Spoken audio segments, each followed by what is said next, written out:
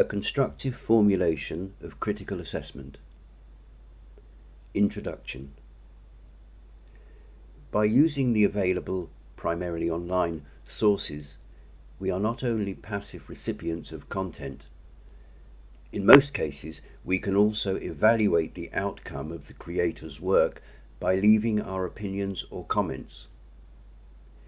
We can highlight what we like about the works of other people, even specifying what we think they should give up or avoid. Unfortunately, though, it happens that comments are very critical and delivered in the wrong way. Sometimes negative opinions refer not only to the presented content, but they also hit the creators directly, commenting on their behavior, skills, competencies, values, etc.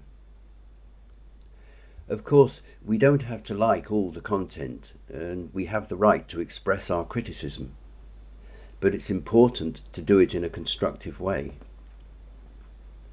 The possession of critical thinking competence allows not only to critically assess the surrounding reality, but also provides feedback on what we observe, read, and assimilate in a constructive and effective way.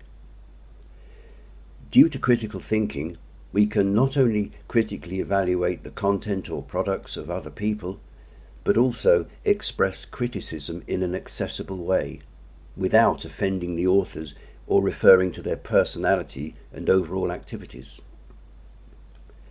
However, giving and receiving constructive criticism can be difficult.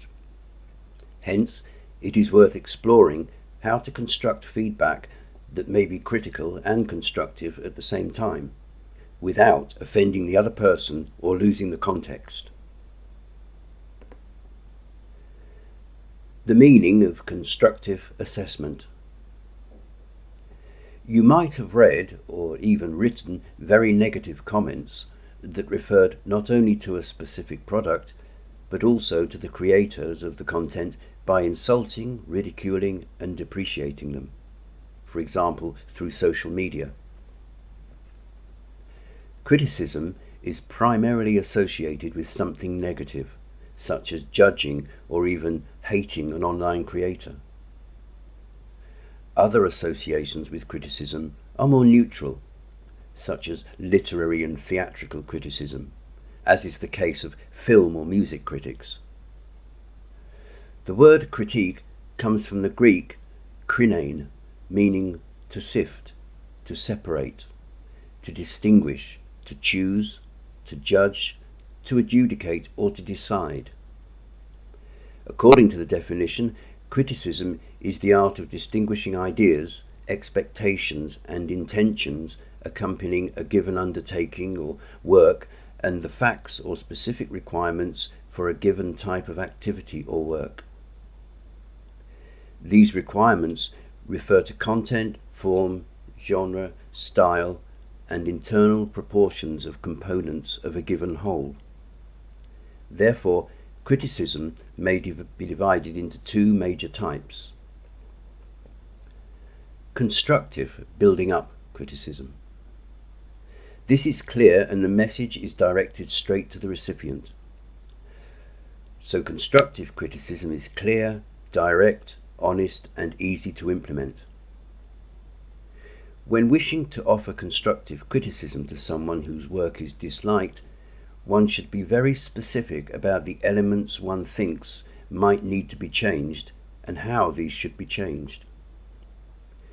Constructive criticism exposes logical fallacies in thinking, and this type of critique conveys specific examples and practical suggestions for a positive change.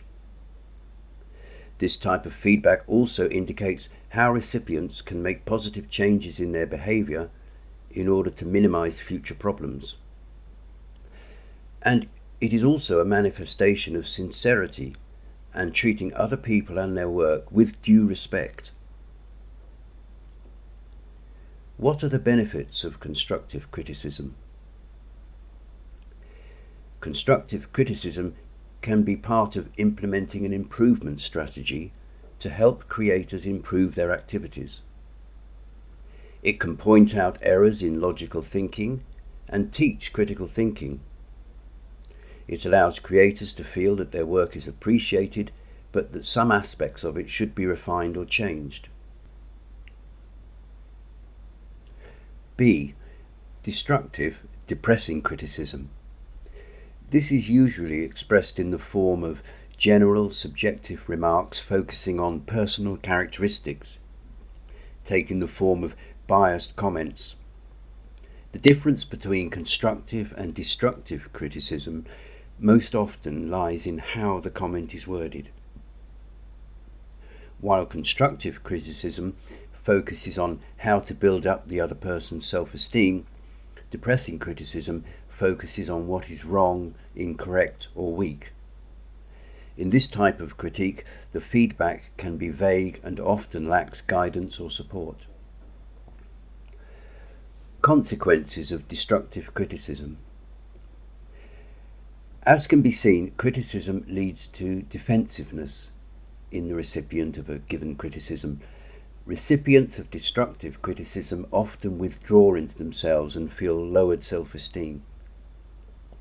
Expressing negative criticism in communication has an unfavourable effect on interpersonal relationships. Criticizing your recipient in interpersonal communication, whether in direct or mediated relationships, often leads to a break or to the end of the relationship. It should also be noted that criticism leaves emotional trauma in the recipient. Humans, as emotional beings, are rarely guided by logic in the first place. It is known that rash criticism, especially combined with malice, will make the recipient remember this fact for many years. Wilmot and Hocker, 2011, indicate that criticizing one's interlocutor in communication leads to the emergence or deepening of an interpersonal conflict. The result is similar when the creations of other web users are criticized in a destructive way. Ways of expressing constructive criticism.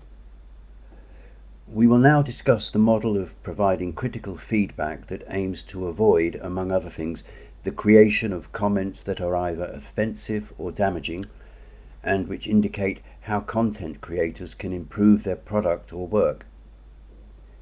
The model also aims at enriching the way of thinking with the principles of critical thinking. Here are 5 tips for constructive formulation of critical assessment. 1.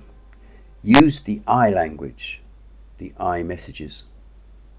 When writing an opinion or comment, use phrases like I think, in my opinion, or I like or I don't like, from my point of view, instead of you should or you shouldn't, or you made a mistake, you did or you did not manage to. These types of messages make the person receiving the feedback understand that the criticism is about the situation or behaviour and not about him or her as a person. It also reinforces the critic's point of view by letting the other person know how the situation is interpreted. This will make it easier for the other person to separate the criticism from themselves and identify the elements that are being criticised. When I statements are used to deliver constructive criticism, these ensure that the chances of misunderstanding are minimized. In addition, evaluative statements such as "you are" should be avoided. Instead, while commenting, precise reference should rather be made to the content or message of the author's work. Statements starting with "you are" trigger defensive reactions, excuses, denial, ignoring, etc., and lower the recipient's self-esteem. Speak only for yourself. Focus on your own perspective and consider the reactions and opinions of others in a thoughtful way. Express what feelings the interlocutor's behaviour has aroused in you. For instance, when you said that, I had the impression that. 2. Use the sandwich method.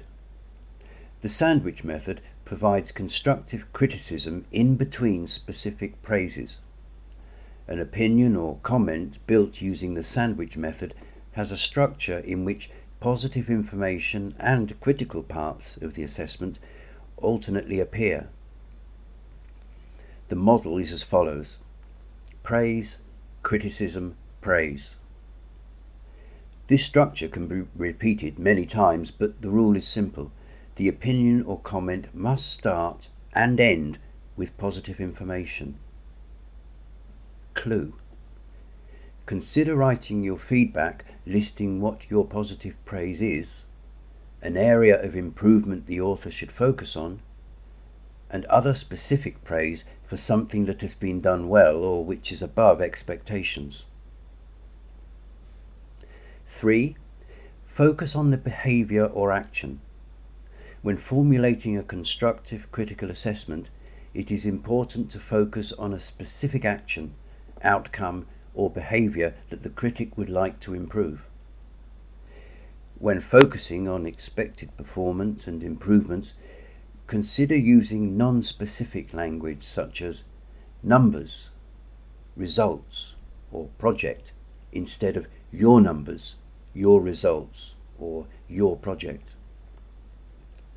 4. Include specific positive praise. One should praise the elements or products or works that they really like. Mobilize for a good change and inspire with praise.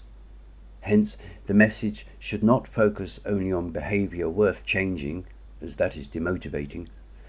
Instead, behaviors that made a positive impression should be mentioned, which might give wings and particularly mobilize change.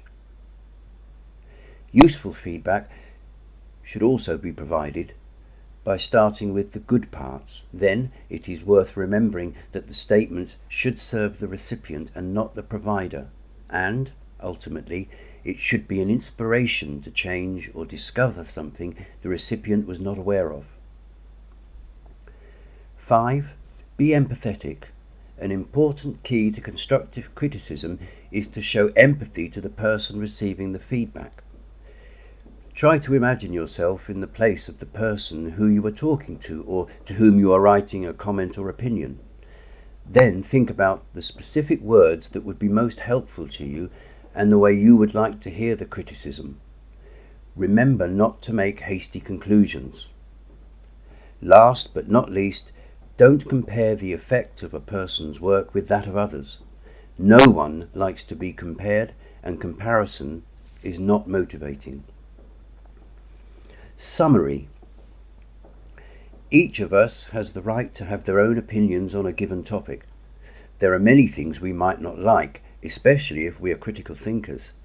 However, it is up to us how we pass on the critical assessment to others.